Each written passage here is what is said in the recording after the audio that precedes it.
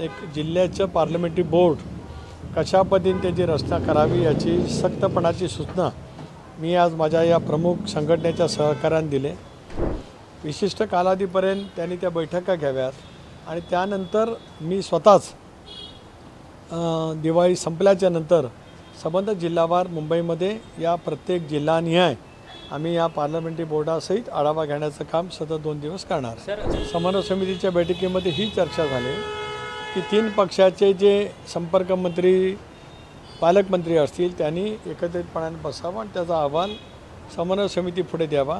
काल परत गोगवलेंना एक आघाडीचा प्रस्ताव आपल्यासमोर दिला, अशा पद्धतीची एक चर्चा सध्या माध्यमांमधून समोर येते आणि आज दोघं एकत्रित एका कार्यक्रमामध्ये पाहायला मिळणार अशी देखील माहिती मिळते। एक असं आहे की राष्ट्रवादी काँग्रेस पक्षाकडे रायगड जिल्ह्यामध्ये कुठलाही प्रस्ताव शिवसेनेकडून आल्याचं माझ्या माहितीत नाही, त्यामुळे ज्यांनी कोणी सांगितलं असेल तर त्यांना विचारलं तर त्यांच्याकडनं प्रश्नाचं उत्तर मिळेल।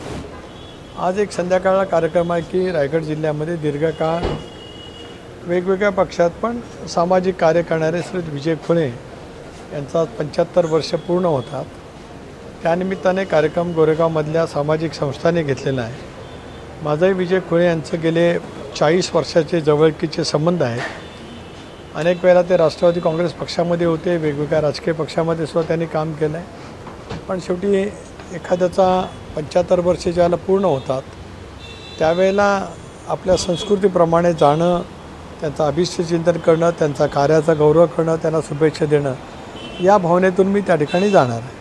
आगामी काळात जर असा प्रस्ताव आला तर राष्ट्रवादी काँग्रेस पक्ष विचार करायचा, कारण स्थानिक पातळीवरचे निर्णय आत्तापर्यंत आपल्या वाहिन्यांच्या मार्फत मी हेच ऐकत आलो की आम्ही राष्ट्रवादी काँग्रेस पक्षाकडे युती करणार नाही।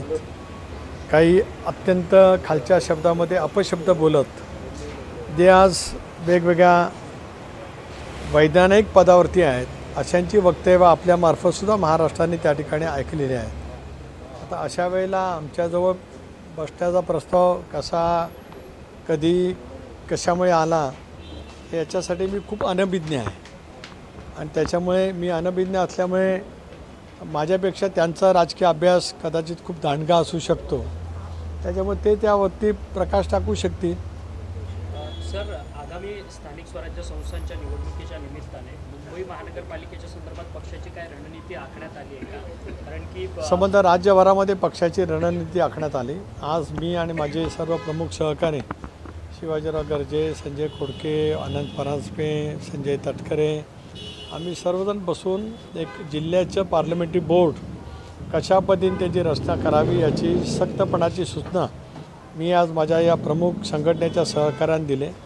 येत्या 3-4 दिवसामध्ये संपर्क मंत्री किंवा पालकमंत्री हे जिल्ह्याच्या पार्लमेंटरी बोर्डाचे प्रमुख असतील, जिल्ह्याचे अध्यक्ष हे त्याचे सदस्य सचिव असतील, जिल्ह्यातील आमदार, माजी खासदार, कार्याध्यक्ष हे सुद्धा त्याच्यामध्ये असतील, महिला युवक यांचे प्रतिनिधी असतील, ओबीसी, अल्पसंख्याक, सामाजिक न्याय सेल याचे जिल्ह्याचे अध्यक्ष त्याच्यामध्ये निमंत्रित असतील।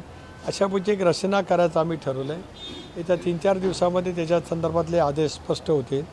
विशिष्ट कालावधीपर्यंत त्यांनी त्या बैठका घ्याव्यात आणि त्यानंतर मी स्वतःच दिवाळी संपल्याच्या नंतर संबंधित जिल्हावार मुंबईमध्ये या प्रत्येक जिल्हानिहाय आम्ही या पार्लमेंटरी बोर्डासहित आढावा घेण्याचं काम सतत 2 दिवस करणार। सर, स्थानिक स्वराज्य संस्थांच्या निवडणुकीच्या निमित्तानं स्थानिक पातळीवरच्या जिल्हाध्यक्षांना निर्णय तुम्ही देताय का, ज्या पद्धतीने स्वतंत्र निवडणुका लढवण्याच्या संदर्भात? कारण की शिंदेच्या शिवसेनेकडनं देखील स्थानिक स्तरावरती त्यांनी निर्णय घेण्याचे आदेश जे आहेत ते त्यांच्या कार्यकर्त्या जिल्हाध्यक्षांना मी तसं दिल्याचं मी कुठे माझ्याकडे ऐकवत नाही। समन्वय समितीच्या बैठकीमध्ये ही चर्चा झाली की 3 पक्षाचे जे संपर्क मंत्री पालकमंत्री असतील त्यांनी एकत्रितपणाने बसावं आणि त्याचा अहवाल समन्वय समिती पुढे द्यावा।